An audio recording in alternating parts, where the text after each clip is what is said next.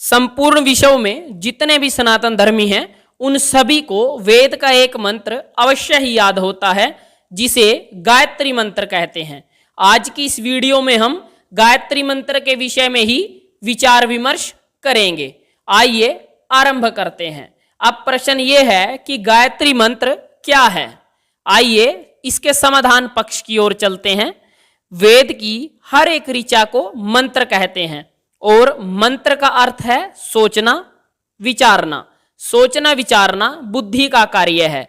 सोचने विचारने से ही गंभीर विषय आसान होते हैं और कार्य रूप में लाए जा सकते हैं। गायत्री मंत्र वह मंत्र है जिसके अर्थपूर्वक जप करने से बुद्धि का विकास होता है। बुद्धि सूक्ष्म होने लगती है। सूक्ष्म बुद्धि से ही ज्ञान विज्ञान की बातें समझ में आने लगती हैं। इसी को सद्बुद्धि या विवेक कहते हैं। गायत्री मंत्र में ईश्वर से सद्बुद्धि की प्रार्थना की गई है, क्योंकि सद्बुद्धि से ही सद्ज्ञान प्राप्त किया जा सकता है और ज्ञान पाकर ही सब कुछ पाया जा सकता है।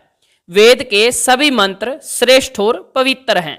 जैसे शरीर का हर एक अंग मूल्यवान और आवश्यक होकर भी प्राण सबसे मूल्यवान है, क्योंकि प्राणों के बिना शरीर निकम्मा है।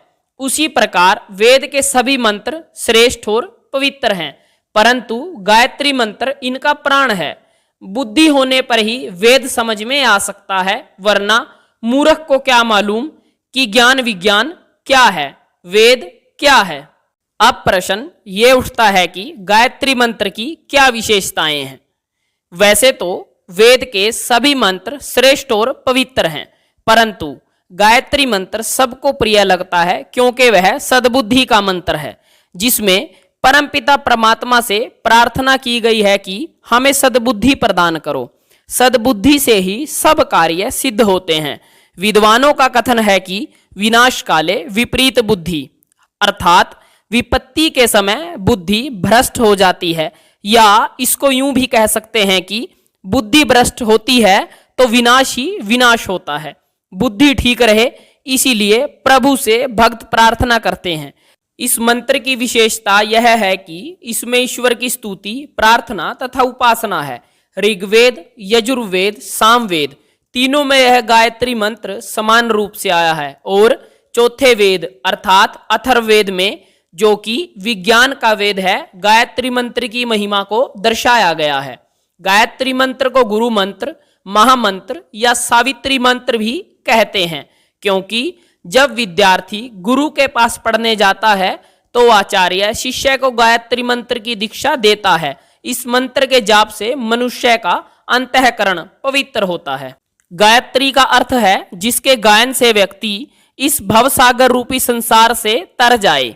गायत्री का अर्थ है गय अर्थात इंद्रियों तथा प्राणों का बल, और त्रय अर्थात रक्षा करने वाला। इसका मतलब यह हुआ कि इस गायत्री मंत्र के अर्थ सहित जप ध्यान से हमारी इंद्रियों तथा प्राणों का बल सुरक्षित रहता है, अर्थात ईश्वर हमारी रक्षा करता है। आइए अब गायत्री मंत्र के भावार्थ को समझने का प्रयत्न करते हैं। भक्त निर्मल मन से परमपिता परमात्मा से कहता है कि हे प्राणों से भी प्रिय प्रभु, हे दुख विनाशक, दुखों को हरने वाले स्वामी, हे आनंद स्वरूप निराकार ईश्वर, आप अपने आनंद की वर्षा हम पर भी करो।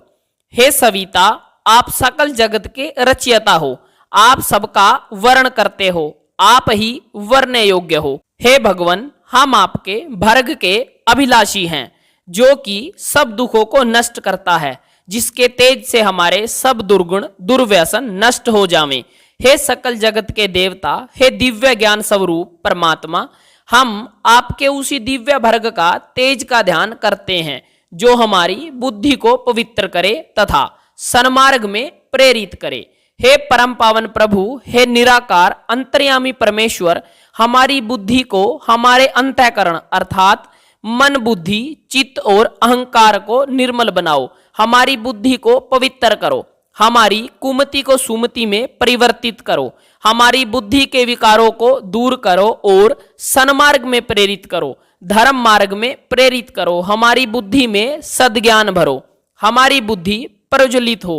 हे प्राणनाथ, हमारा और कौन है, आप ही हमारे सब कुछ हो, हमें ज्ञान दो, सद्बुद्धि दो, अपना दर्शन दो। वैज्ञानिकों का कहना है कि हमारी बुद्धि में अरबों खरबों सूक्ष्म कोशिकाएं हैं जिनसे मनुष्य काम करता है, परंतु साधारणतः मनुष्य उसका बहुत ही थोड़ा सा हिस्सा उपयोग में लाता है। मनुष्य जिस क्षेत्र में उन्नति करता है, मस्तिष्क में उस क्षेत्र की कोशिकाएं प्रेरित होती हैं और काम करने लगती हैं। ईश्वर ने मनुष्य के मस्तिष्क में इतनी जगह अवश्य रखी है जिससे वह अपनी उन्नति के सब रास्ते खोल सकता है, इहलोक और परलोक का ज्ञान प्राप्त कर सकता है।